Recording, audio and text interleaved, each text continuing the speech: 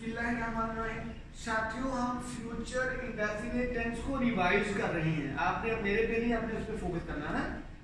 Future indefinite tense fail मुस्तकबिल सादा कहलाता है।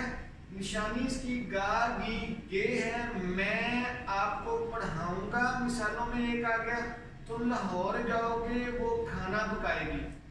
सादा फार्मूले में आएगा सब्जेक्ट शेल और विल के बाद वर्ब की फर्स्ट फॉर्म प्लस ऑब्जेक्ट।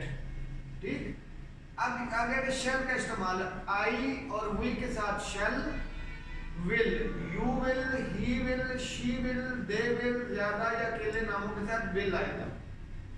अब यहाँ पे नोट करना है, अगर कोई काम मुस्तकबिल में लाज़मी यानी जरूर करना होगा तो उसके साथ शेल और विल तब्दील होकर इस्तेमाल होंगे। ठीक, ये हमने डिटेल में बात कर ली है। मैं आपको पढ़ाऊंगा, मैं आपको जरूर पढ़ाऊंगा। ठीक, मैं आपको पढ़ाऊंगा, आई शैल टीच यू। मैं आपको जरूर पढ़ाऊंगा, आई विल टीच यू। ठीक, दोबारा बोल दूं मैं इसको, मैं आपको पढ़ाऊंगा, आई शैल टीच यू। मैं आपको जरूर पढ़ाऊंगा, आई विल टीच यू। यानी शैल और विल अपनी जगह तब्दील करेंगे।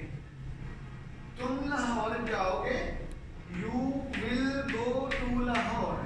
ठीक, तुम लाहौर लाजमी जाओगे यानी जरूर जाओगे, लाजमी जरूर आएगा।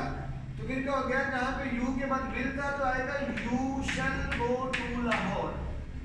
यहाँ पे भी विल और शैल ने अपनी जगह तब्दील कर दी। ठीक है, विल की जगह पे शैल आ गया। वो खाना पकाएगी, वो खाना पकाएगी, शी विल कुक फूड।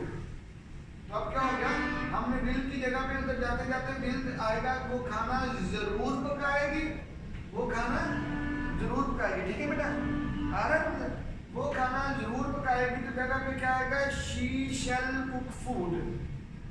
जज़ाकल्लाह।